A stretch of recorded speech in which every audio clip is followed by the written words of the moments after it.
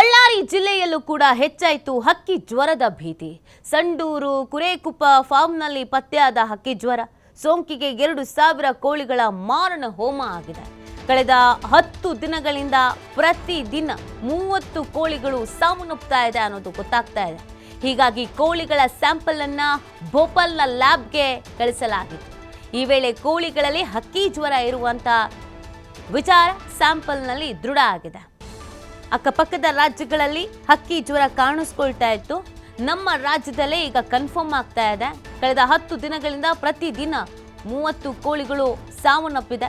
ಹೀಗಾಗಿ ಕೋಳಿಗಳ ಸ್ಯಾಂಪಲ್ನ ಭೋಪಾಲ್ನ ಲ್ಯಾಬ್ಗೆ ಕಳಿಸಲಾಗಿದೆ. ಈ ಸಂದರ್ಭದಲ್ಲಿ ಹಕ್ಕಿ ಜ್ವರ ಇರೋದು ಹೌದು, ಕೋಳಿಗಳಲ್ಲಿ ಹಕ್ಕಿ ಜ್ವರ ಕಾಣಿಸ್ಕೊಳ್ತಾ ಇದೆ ಅನ್ನುವಂಥದ್ದು ಆ ಸ್ಯಾಂಪಲ್ನಲ್ಲಿ ದೃಢಪಟ್ಟಿದೆ.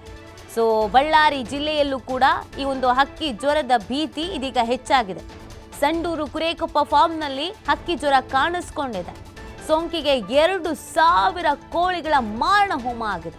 ಸೊ ಇದಕ್ಕೆ ಸಂಬಂಧಪಟ್ಟಂತೆ ಆರೋಗ್ಯ ಇಲಾಖೆ ಕೂಡ ಎಚ್ಚೆತ್ತುಕೊಳ್ತಾ ಇದೆ. ಒಂದಷ್ಟು ಗೈಡ್ಲೈನ್ಸ್ ಅನ್ನು ಮಾಡಬೇಕಾಗತ್ತೆ. ಇದ್ರ ಬಗ್ಗೆ ಅರಿವು ಮೂಡಿಸುವಂಥ ಕೆಲಸವನ್ನು ಕೂಡ ಮಾಡಬೇಕಾಗತ್ತೆ. ಮತ್ತು ಕಟ್ಟೆಚ್ಚರ ಕ್ರಮಗಳು ಏನೇನು ಕೈಗೊಳ್ಳಬೇಕು, ಮುನ್ನೆಚ್ಚರಿಕಾ ಕ್ರಮಗಳು, ಇದೆಲ್ಲದರ ಬಗ್ಗೆಯೂ ಕೂಡ ಗೈಡ್ಲೈನ್ಸನ್ನು ಹೊರಡಿಸಲಾಗುತ್ತೆ. ಯಾಕಂದರೆ ಈಗಾಗಲೇ ಈ ಕೋಳಿ ಫಾರ್ಮ್ ಮಾಡ್ಕೊಂಡಿರುವಂಥ ಮಾಲೀಕರುಗಳಿಗೂ ಕೂಡ ರೈತರಿಗೆ ಸಂಕಷ್ಟ ಎದುರಾಗ್ತಾ ಇದೆ. ಬಹಳ ಬೇಗನೆ ಈ ಹಕ್ಕಿ ಜ್ವರ ಸ್ಪ್ರೆಡ್ ಆಗ್ತಾ ಇದೆ. ಹಾಗಾಗಿ ತಾವು ಏನು ಲಾಭವನ್ನು ನಿರೀಕ್ಷಿಸ್ತಾ ಇದ್ರೋ ಅದೆಲ್ಲವೂ ಕೂಡ ಇದೀಗ ನೀರಲ್ಲಿ ಹೋಮ ಆದಂಗೆ ಆಗ್ತಾ ಇದೆ, ಹಕ್ಕಿ ಜ್ವರ ಕಾಣಿಸ್ಕೊಂಡು. ಸೊ ಹಾಗಾಗಿ ಬಹಳ ಒಂದು ರೀತಿಯಾದಂಥ ಭಯನೂ ಇದೆ. ಇನ್ನು ಹಕ್ಕಿ ಜ್ವರ ಹೇಗೆ ಬರುತ್ತೆ ಅನ್ನೋದ್ರ ಬಗ್ಗೆಯೂ ಕೂಡ ಆರೋಗ್ಯ ಇಲಾಖೆ ಮಾಹಿತಿಯನ್ನು ನೀಡಿಕೊಂಡಿದೆ. ಒಬ್ಬರಿಂದ ಒಬ್ಬರಿಗೆ ಹರಡದೇ ಇದ್ರೂ ಕೂಡ ಇದು ಆದಷ್ಟು ಬೇಗ ಸ್ಪ್ರೆಡ್ ಆಗುವಂಥ ಕಾಯಿಲೆ ಅನ್ನೋದನ್ನು ಹೇಳಲಾಗಿದೆ. ಹಾಗಾಗಿ ಬಹಳ ಎಚ್ಚರಿಕೆಯಿಂದ ಇರಬೇಕು ಅನ್ನುವಂಥ ಸೂಚನೆಯನ್ನು ಕೂಡ ನೀಡಲಾಗಿದೆ. ಪ್ರತಿ ಜಿಲ್ಲೆಯಲ್ಲೂ ಇದಕ್ಕೆ ಸಂಬಂಧಪಟ್ಟಂತೆ ಅರಿವು ಮೂಡಿಸುವಂಥ ಕೆಲಸವನ್ನು ಮಾಡಬೇಕು ಮತ್ತು ಮುಂಜಾಗ್ರತಾ ಮುನ್ನೆಚ್ಚರಿಕಾ ಈ ಎರಡೂ ಕ್ರಮಗಳನ್ನು ಕೈಗೊಳ್ಳಲೇಬೇಕಾದಂಥ ಅನಿವಾರ್ಯತೆ ಇದೆ. ಅಕ್ಕಪಕ್ಕದ ರಾಜ್ಯದಲ್ಲಿ ಇತ್ತು, ನೋಡ್ತಾ ಇದ್ದ ಹಾಗೇನೆ ನಮ್ಮ ರಾಜ್ಯಕ್ಕೂ ಬಂದು ಒಕ್ಕರಿಸ್ಕೊಂಡು ಬಿಟ್ಟಿದೆ. ಹಾಗಾಗಿ ಬಹಳ ಅಲರ್ಟ್ ಆಗಿರಬೇಕು ಅನ್ನುವಂಥ ಸೂಚನೆಯನ್ನು ಕೂಡ ಇದಕ್ಕೆ ಸಂಬಂಧಪಟ್ಟಂತೆಯೇ ನೀಡಲಾಗಿದೆ. ಈಗ ಕೆಲವು ಜಿಲ್ಲೆಗಳಲ್ಲಿ ಏನು ಹಕ್ಕಿ ಜ್ವರ ಕಾಣಿಸ್ಕೊಂಡಿದೆಯೋ ಅಲ್ಲಿ ಏನಿಲ್ಲ ಅಂತ ಅಂದರೂ 1,000 ಹಾಗೆಯೇ 2,000ದವರೆಗೂ ಈ ಕೋಳಿಗಳ ಮಾರಣ ಹೋಮ ಆಗ್ಬಿಟ್ಟಿದೆ.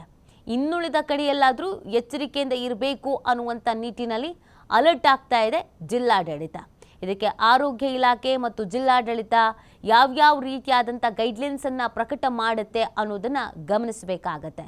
ನೋಡಿ, ಹಕ್ಕಿ ಜ್ವರ ಎಲ್ಲ ಕಡೆಯಲ್ಲೂ ಇರೋದ್ರಿಂದ ಈಗ ಕೋಳಿ ಬಿಸ್ನೆಸ್ ಯಾರ್ಯಾರು ಮಾಡ್ತಾ ಇದ್ರೋ ಅವ್ರುಗಳಿಗೆ ಇದು ಬಲು ದುಬಾರಿ ಆಗ್ತಾ ಇದೆ. ಇದನ್ನು ಅರಗಿಸ್ಕೊಳ್ಳೋಕೆ ಸಾಧ್ಯ ಆಗ್ತಾ ಇಲ್ಲ. ಯಾರು ಗೆಸ್ ಮಾಡಿರ್ತಾರೆ ಹೇಳಿ? ಸೊ ಇಂಥ ಟೈಮಲ್ಲಿ ಹಕ್ಕಿ ಜ್ವರ ಬಂದ್ಬಿಡುತ್ತೆ, ಲಾಸ್ ಆಗಿಬಿಡುತ್ತೆ ಅಂತ. ಇನ್ನೊಂದು ಕಡೆಯಲ್ಲಿ ಆರೋಗ್ಯದ ಚಿಂತೆ ಸಹಜವಾಗಿ ಇದ್ದೇ ಇರುತ್ತೆ ಪ್ರತಿಯೊಬ್ಬರಿಗೂ ಕೂಡ. ಹಾಗಾಗಿ ಈ ಕೋಳಿ ಮಾರಾಟ, ಈ ವ್ಯಾಪಾರಗಳ ಮೇಲೆ ಭಾರಿ ಹೊಡೆತ ಬೀಳ್ತಾ ಇದೆ, ಬಹಳ ನಷ್ಟ ಕೂಡ ಆಗ್ತಾ ಇದೆ. ಚಿಕನನ್ನು ತಿನ್ನೋದಕ್ಕೆ ಭಯ ಪಡುವಂಥ ಪರಿಸ್ಥಿತಿ. ಸೊ ಹಾಗಾಗಿ ಒಂದಷ್ಟು ನಷ್ಟಗಳು ಕೂಡ ಆಗ್ತಾ ಇದೆ ಮತ್ತು ಇದನ್ನು ನೆಗ್ಲೆಕ್ಟ್ ಮಾಡೋ ಹಾಗಿಲ್ಲ. ಇದು ಕರೋನಾ ಥರ ಒಬ್ಬರಿಂದ ಒಬ್ರಿಗೆ ಸ್ಪ್ರೆಡ್ ಆಗದೆ ಇದ್ರೂ ಕೂಡ ಬಹಳ ಬೇಗ ಈ ಕಾಯಿಲೆ ಹರಡ್ತಾ ಇದೆ ಅನ್ನೋದು ಗೊತ್ತಾಗ್ತಾ ಇದೆ. ಹಾಗಾಗಿ ಬಹಳ ಎಚ್ಚರಿಕೆಯನ್ನು ಕೂಡ ವಹಿಸಲಾಗಿದೆ. ಇದೀಗ ಬಳ್ಳಾರಿ ಜಿಲ್ಲೆಯಲ್ಲಿ ಹಕ್ಕಿ ಜ್ವರ ದೃಢಪಟ್ಟಿದೆ. ಸ್ಯಾಂಪಲ್ಸನ್ನು ಲ್ಯಾಬಿಗೆ ಕಳಿಸಲಾಗಿತ್ತು. ಕೆಲವು ಕಡೆಯಲ್ಲಿ ಕೋಳಿ ರಕ್ತ, ವಾಂತಿ ಮತ್ತು ಭೇದಿ ಮಾಡಿಕೊಂಡಂಥ ಹಿನ್ನೆಲೆಯಲ್ಲಿ, ಸಾವನ್ನಪ್ಪಿದಂಥ ಹಿನ್ನೆಲೆಯಲ್ಲಿ ಅದನ್ನು ಲ್ಯಾಬಿಗೆ ಕಳಿಸಲಾಗಿತ್ತು.